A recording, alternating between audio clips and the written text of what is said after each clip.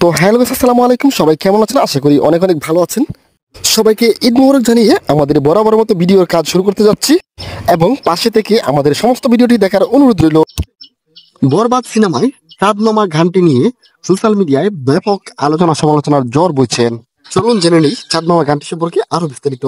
চাঁদমামা গানটির প্রোমো প্রকাশ হওয়ার পর থেকেই ফেসবুক, ইউটিউব ও ইনস্টাগ্রাম এটি নিয়ে ব্যাপক আলোচনা সমালোচনা বইছে। অনেকেই শাকিব খানের লুক, কস্টিউম, সেট ডিজাইন এবং নুসরাতের উপস্থিতি নিয়ে অনেক প্রশংসা করেছেন।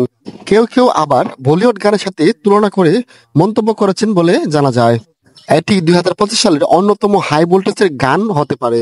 কেউ আবার মনে করেছে শাকিব খানের পূর্বের গান লাগে উড়া দুরা এই গানটিও ছাড়ে যেতে পারে চাঁদমামা।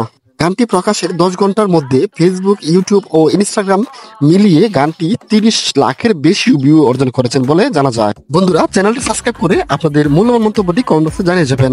তুফান সিনেমার পর সেভাবে আশার প্রতিফলন ঘটাতে পারেনি কোনো সিনেমাই, কিন্তু অনেক দর্শক শাকিব খানের বরবাদ নতুন লুকে এবং অভিনয়ের প্রশংসা করেছেন অনেক দর্শক, যার টিজার মুক্তি পাওয়ার পর থেকেই আলোচনায় ছিল মুভিটি। বিশেষ করে তামিম নামের একজন নেটিজেন মন্তব্য করেছেন যে কি দেখালেন বাংলাদেশের মেগাস্টার শাকিব খান।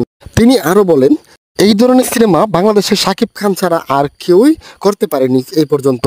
অপরদিকে কিছু দর্শক সিনেমার কিছু দৃশ্যের সঙ্গে বলিউড অ্যানিমেল সিনেমার কিছু মিল পেয়েছেন বলে আশাবাদী রেখেছেন। তবে পরিচালক মেহেদী হাসান হৃদয় এ বিষয়ে যা বলেছে, এটি একদমই আলাদা একটি গল্প।